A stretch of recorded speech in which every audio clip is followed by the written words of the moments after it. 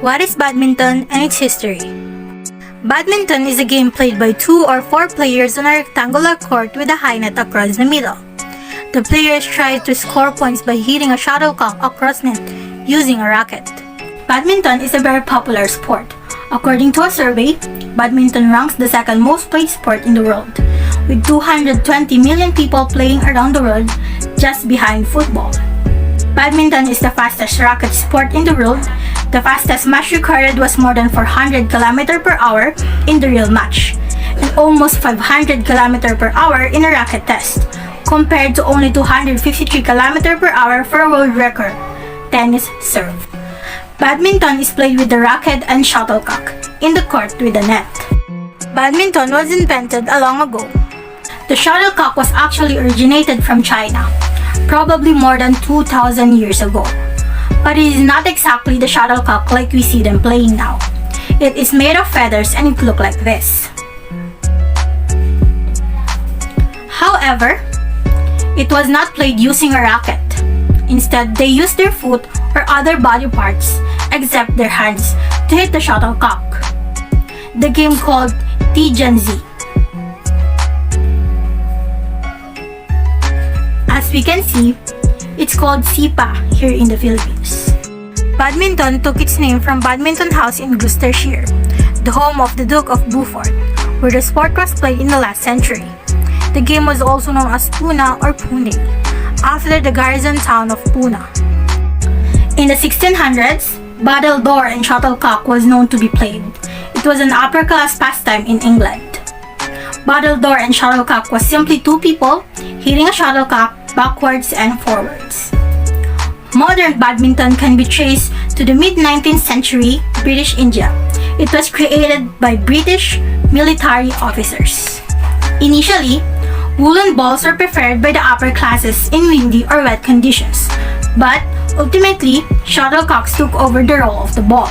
This game was then taken by retired officers who got back to England. It was introduced as a game for the guests of the Duke of Beaufort at his stately home Badminton in Gloucestershire, England, where it became popular, hence the origin of the name badminton. In March 1898, Mr. Percy Buckley, Secretary of the Guildford Badminton, organized the first ever open badminton doubles tournament at the Guildford Gill Hall, and at the First Hall England Championship were held the following year. In 1899, the International Badminton Federation was formed in 1934 with 9 founder members: England, Wales, Ireland, Scotland, Denmark, Holland, Canada, New Zealand, and France. India joined as an affiliate in 1936. The first major IBF tournament was the Thomas Cup in 1948, which Malay won. Since then, the number of world events has increased with the addition of the Aber Cup, World Championships, Sudirman Cup, World Junior Championships, and World Tour Finals. Badminton is a relatively new Olympic sport. It was a demonstration at the 1972 Munich Olympics. Badminton is a well-liked and familiar sport in the USA predominantly. It is usually played as a fun game in the backyard or on the beach. The Atlanta Olympics started to create a sports profile in the US. The event was a sellout and became one of the must-see sports. Badminton eventually became an Olympic sport. Badminton's debut as an Olympic Games sport has manifestly boosted interest internationally. The Star TV agreement has increased the sport's coverage dramatically.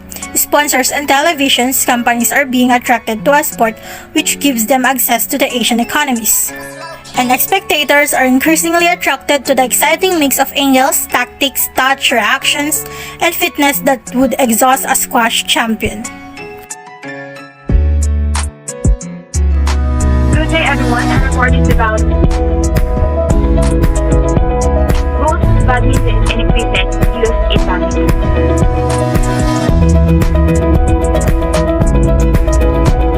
10 rules of badminton. Number 1. A game starts with a coin toss. Whoever wins the toss gets to decide whether they would serve or receive first, or what side of the court they want to be. The side lives in the toss shall then exercise the remaining choice. Rule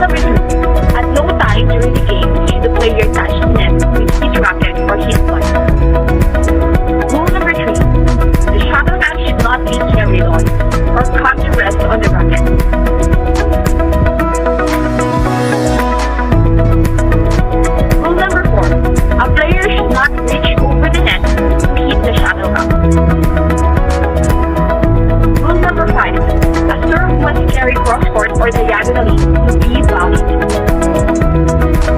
Rule number 6. During the serve, a player should not touch any of the lines of the court until the serve strikes the shuttlecock. During the serve, the shuttlecock should always be hit from below the waist. Rule number 7. A point is added to a player's score as in when he wins a rally. Rule number 8. A player wins a rally when he strikes the shuttlecock and he touches the floor of the opponent's side of the court, or when the opponent completes a fault. The most common type of fault is when a player fails to hit the shuttlecock over the net or it lands outside the boundary of the court. Number 9. Each side can strike the shuttlecock only once before it passes over the net. Once hit, a player can strike the shuttlecock in a new movement or shot. Rule number 10. The shuttlecock hitting the ceiling is counted as a fault.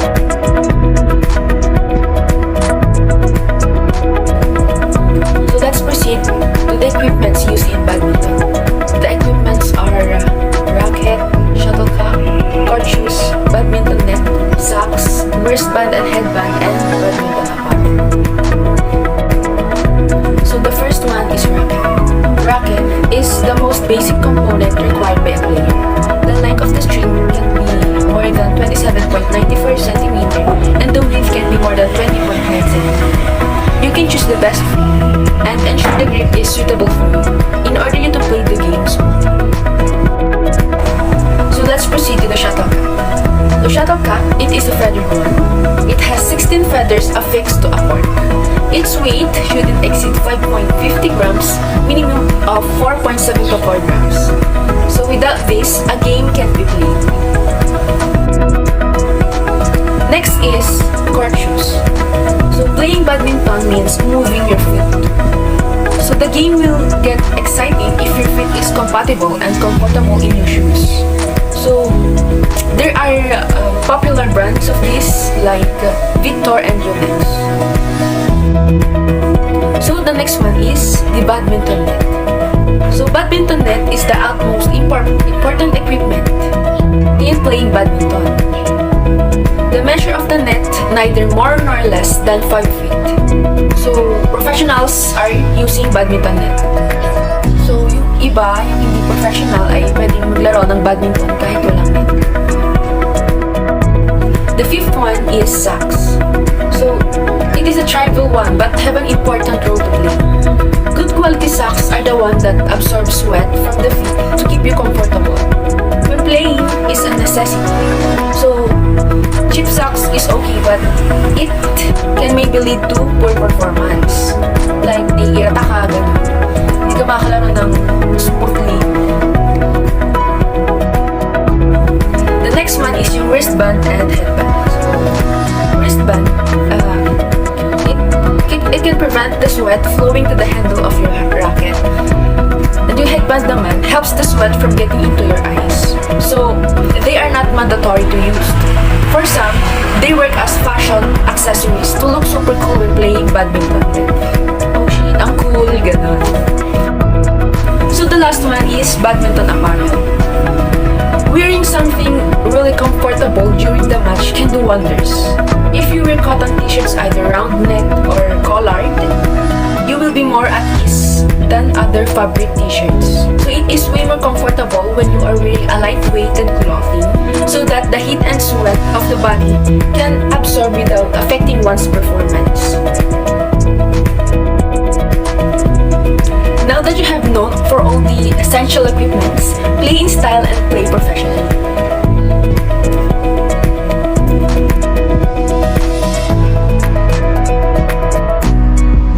There are 7 techniques in playing badminton.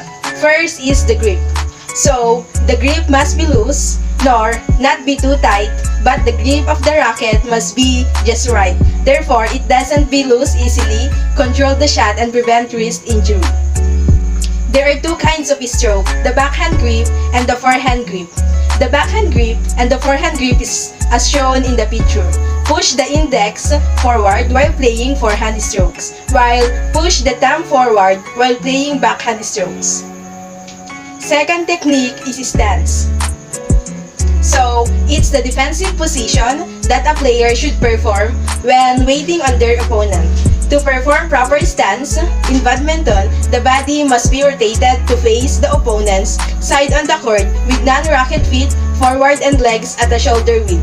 Three types of stance: attacking stance, defensive stance, and net stance. Before performing an overhead forehand stroke, the attacking stance is utilized to get in position. To stand in attacking stance, turn your body facing the sidelines with the racket, leg behind, and both legs shoulder width apart. Raise both racket and non-racket to produce the strength needed to strike the shuttle as it descends. To defend the opponent's smash, you need to be prepared with the defensive stance. Face the body to the net and place your racket in front at waist height, slightly pointing forward. You can keep the non-racket arm as comfortable while ensuring a better balance. This stance is to be ready for the opponent's return after playing a net shot. To play the shot, place your foot on the racket side forward while keeping a non-racket foot at the back. Place the racket in front of the body, slightly above waist height while raising the non-racket arm. Shift the body weight slightly forward to be ready to bounce forward. The next technique is footwork. The footwork will be a chase on the side and the sequence will be left foot into the right before the right foot is taken out sideways away from the left. The final step with the racket leg should allow you with your extended arm and racket to reach the shuttle. Keep your upper body still and try not to drop the head. Tips for proper footwork. Always remember the base, starting point. Move only 2 to 3 steps backward. Shuffle only 1 step sidewards and move only 2 to 3 steps front. Serve. One of the most important skills to possess in badminton is service. You should use a legal service if you don't want to receive penalty points. Service is the shot that starts a play or rally. When the server is serving even points, example 2, 4, and 6, he must stand in the right hand half of his service court. When the server is serving odd points, he must stand in the left hand half. Types of service. High service. The back of the opponent's court is where the high service goals are. The shuttle should drop upwards down the back end of the court with a good. The shuttle should drop upwards down the back end of the court with a good high transmission. In response to a well-executed high serve, you can expect a lob or drop from your opponent. Low service. The low serve, unlike the high serve, is aimed at the front of the court. The goal is to let the shuttle soar slightly above the net and land in the court's front corner. If your opponent's execution is bad, he or she will be able to run forward and smash the shuttle into you. Smash. Smash is the most potent and powerful stroke in badminton. Therefore, it's no surprise that it's the most well-known term. The goal of the stroke is to hit the shuttle hard against the opponent's body or downward on the court. This is the most aggressive and technical badminton skill. Drop shot. The most technical of all the basic abilities in badminton. Delicate badminton shots that can earn you points by deceiving your opponent. These are used to move the opponent to the front court and are played with both the backhand and forehand. Clear or lob. In the badminton, a lob shot is classified as a shot with an inverted U trajectory. It's typically played from the forecourt, with the goal of lifting or lobbing the shuttle over the opponent. It is a basic badminton ability that may be learned via practice alone, without the need for instruction.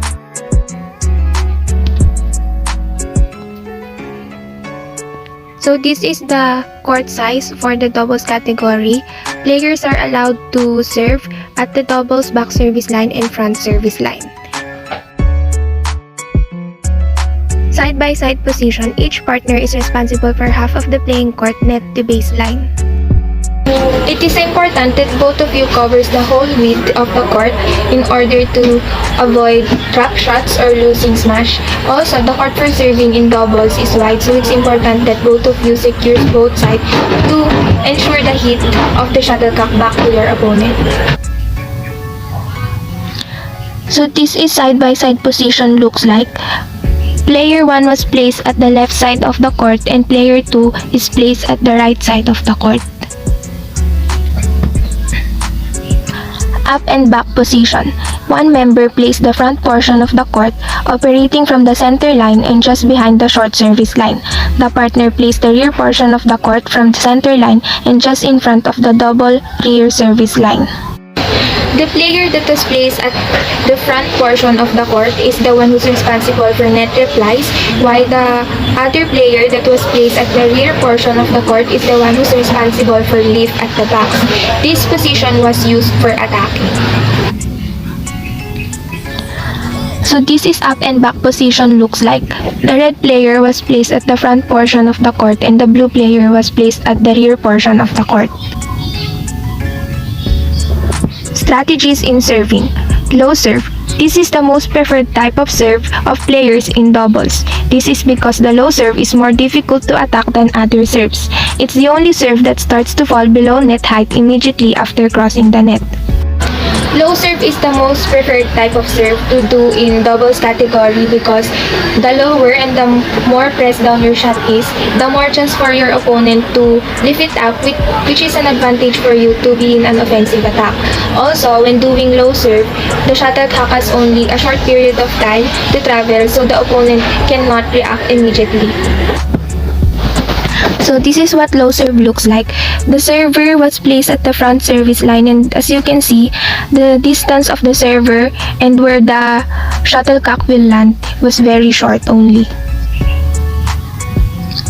Remember, the straight low serve has the shortest distance to travel and therefore takes the least time to cross the net. Avoid wide low serve because it travels faster and has much longer flying distance, but you can use this occasionally to confuse the opponent. Flick serve. Flick serve is not objectively as good as the low serve. It's useful to play flick serves occasionally in order to prevent your opponent anticipating your low serve. Flick serves are recommended to do occasionally because compared to low serve, flick serve has a longer distance to travel and players usually execute it to deceive their opponent and caught them off guard. When doing flick serves, your opponent keep their court open, which is an advantage to you to hit the free spaces. So this is what flick serve looks like.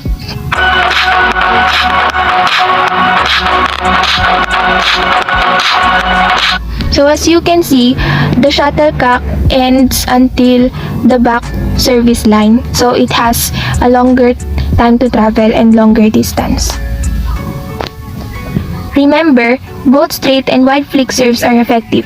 Arguably, the wide flick serve is better than the straight flick serve because it forces the receiver to move farther.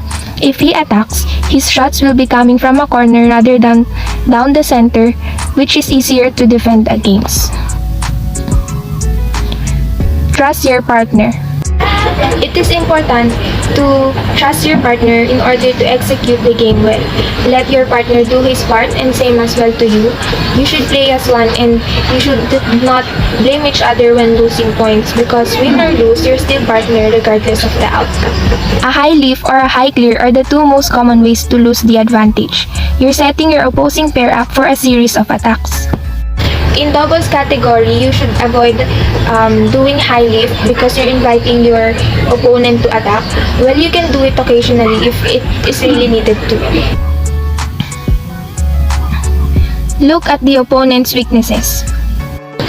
You have to know what kind of smash or serve your opponent most likely to execute because in that way, you already have an idea how you can defend it no matter how strong their attack is. Try to force a backhand. Backhand technique is very effective, most especially when the receiver was placed in front of the net, and backhand technique mostly works for defense. It is also the best choice of technique to use during long games because it is less effort and easier to execute. And that's all for the badminton strategies for double.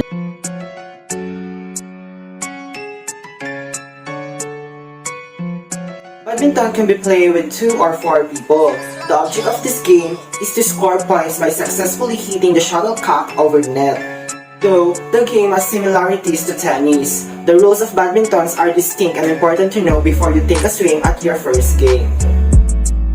The standard badminton racket is 26 inches or 66 centimeters long and weighs anywhere from 4.5 to 5.5 ounces. Most of them are made with metal and nylon, and you'll need to generate enough energy to effectively strike the shuttlecock with the light racket. The main strokes are the forehand and the backhand, as in tennis, and you'll need a light, quick race to effectively strike the shuttle. Understanding on how a player can get a fault. It's all about the footwork. See the shuttles and use several small steps to position yourself so that you can easily strike it instead of having to stretch too much if the shuttlecock hits you. You'll need to practice the backswing, the forward swing and hit, and the follow-through in order to hit the shuttle effectively. You should hit the shuttle's round center, not the feathers of the shuttle. If you hit the shuttlecock on the ground on your side of the court or hand extended beyond the longest service line, these contribute to a fault. Perfect your clear shots. This is the most common shots, and the goal is to strike the shuttle in a way that moves your opponents away from the net, which give you time to set up for your next shot. If any players attempt to successfully or unsuccessfully obstruct their opponents in any way, this is contribute to a fault on the players. Practice your drop shots. To hit this shot effectively, you'll have to hit a slow, gentle shot that makes the shuttle fall just over the net, making it hard to reach for your opponent no matter how fast he runs. Smash the shuttle. This is a powerful shot that you can use to hit a shuttle that is above the height of the net. You need to raise your racket behind your back as if you're going to scratch it. Anticipate the shuttles coming your way and then hit it hard, diagonally down, as if you were smashing it over the fence. Drive the shuttle. This can be a forehand or a backhand shot that makes the shuttle move parallel to the ground, just barely spacing over the net, making it hard for your opponent to anticipate or return your shot. Recognize that the server must be able to understand when his opponent looks ready to receive the stroke. The server must not serve when the opponent doesn't seem ready to receive. Both players must be standing within the confines of the court with both feet stationary, in contrast with the ground until the server delivers the balls to their opponents. However, players must not be standing on either of any lines painted on the ground, for these are considered to be outside of the server court area. Master the grip. The grip is how you hold your racket, and it will affect every stroke that you hit. You have 2 basic grips in the game, one for the forehand and one for the backhand. Here's what you need to know. The forehand grip. Hold the racket with your non-playing hand pointing the handle toward you with your racket face perpendicular to the floor. Put your hand on the handle as if you are shaking hands with it. Look for a V-shape between your thumb and index finger. Rest the handle loosely in your fingers for more flexibility. Shorten the grip and place it closely to the shaft for more control of the racket when you're hitting the shuttle from forecourt and midcourt. Master the high and low serve.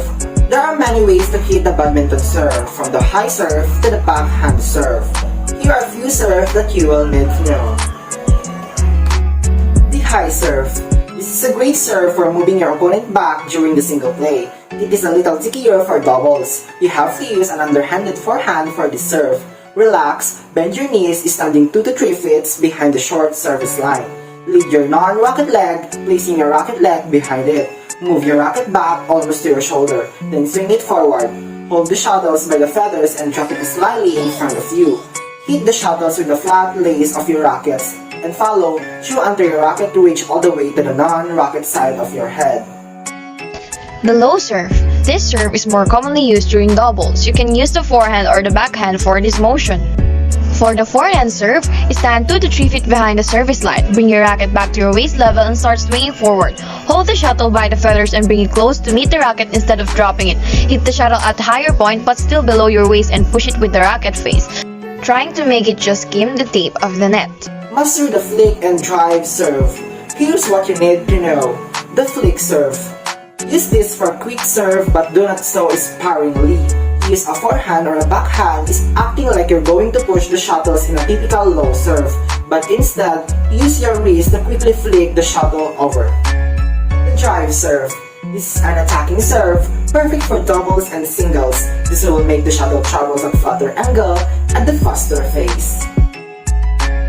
To hit a backhand, you have to wait for the shuttle to approach your backhand side. Here's what you do. Move on your left foot and step your right foot around in front of your body. If you are right-handed and your backhand is on your left side, that is, making sure that your right shoulder faces the net. Bend your right elbow and draw your right hand across your body to get ready to swing the racket. Move your weight to your back left foot, keeping your right foot loose and limber. Shift your weight to your forward foot, straightening your elbow as you swing the racket forward until the racket face connects with the shuttle, following through to move the racket forward past your right shoulder. Learn to slice your shots. This slice can help slow down the shuttle or change direction. This is more advanced skill that will make it hard for your opponents to know where you're going or to be able to return the shuttles. Here's what you need to do. Slice your net shots. Start the forward motion as usual and then move the racket inward as you slice it perpendicular to the center of the birdie, thus slicing the shuttle and making it spin crossward instead of moving forward as your opponent would expect it to do. If service of the shuttlecock from the server's racket causes the bird to touch the net and then go over, play must stop and the play is done over. However, if the shuttlecock happens to touch the net then go over further into the play, the stroke is good and the bird can remain playable. Slice your drop shots. Just slice the racket, moving it perpendicular to the center of the shuttle when it's in the air. This will slow down the shuttle, making it quickly fall on the opponent's side near the net. Learn to hit overhead shots, also known as smash shots. These shots allow you to use your power and hit the shuttles at the top of its arc. To do this, aim your free hand near the shuttles and then swing the racket over your head with your racket hand, smashing the center of the birdie before it falls, directing it down to your opponent's course. Aiming is important here. Try to aim the shuttles in a place that will make hard for your opponent to reach. Server must be able to get the bird over in the hit if the bird get attempted to be hit but it's missed. A fault cannot be charged. If the bird is held on the racket during the execution of the stroke, or if the bird gets hit twice, this is a fault.